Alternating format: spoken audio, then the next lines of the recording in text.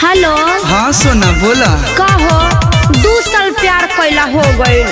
अरे शादियों विवाह के बात करबा अपना बाबूजी से।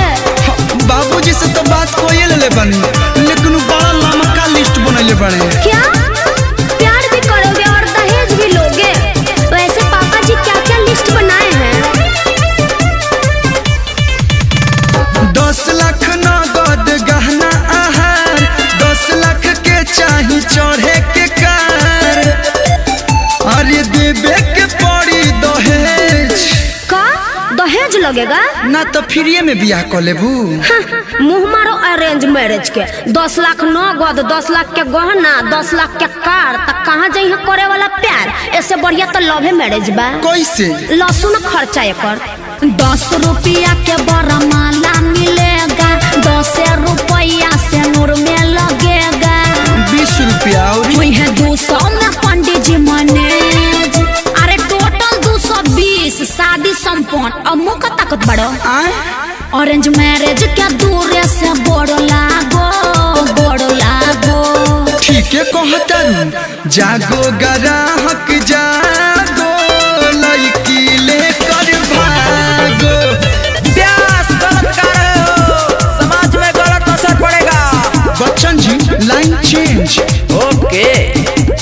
जागो ग्राहक जागो, अपनी वाली को लेकर भागो। जियो व्यास, सही जा रहे हो।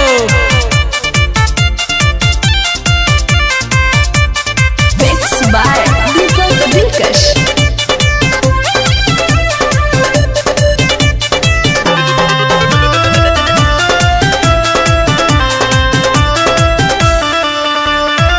कर्जा लेके जुटाबे लोग पैसा, हो जाला टेंशन भारी हो।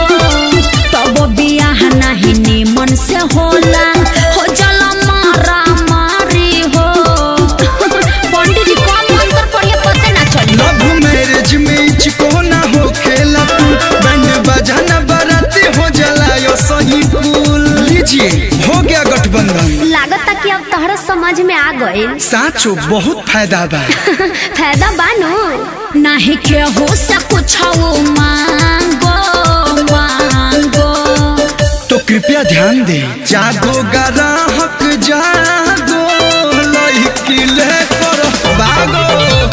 सॉरी भूल गए थे। जागो ग्राहक जागो, अपनी वाली को हो, अपनी बाबू को हो, अपनी सोना को लेकर जितना जल्दी हो भागो।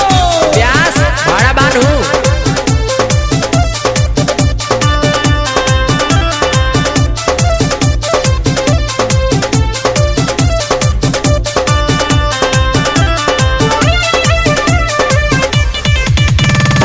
सटे कटे में सब हो जाता, चले न केहू के पाता हो। ये तो है। लइका लइकी समझ ले अपने, झूठे न कोई ही तो नाता हो। न भोज न भात न कोनो बारात। बात बुझ गईले कलू आया जय बच्चन, यही तरी शादी होता है घरी भाना भन। चोट मंगनी आ पट बिया। अब लागता कि तू पूरे समझ गईला। फायदा तो बढ़ले नु बा लव मैरिज में। चलो पंडित जी के गोड़ लागो। शुभ काम में देरी का। जागो ग्राहक जागो, लड़की लेकर भागो। प्यास अमन बा। चाम के जीभ लटपटा जाता। जागो ग्राहक जागो, अपनी वाली को लेकर भागो। दहेज लेना पाप है, इसीलिए सभी गार्जियन लोगों से रिक्वेस्ट है कि प्यार करने वाले को मिला दिया जाए। Thank you. ऑरेंज मैरिज के दूर से बोड़ लागो। ठीक है कहतरू, जागो ग्राहक जागो।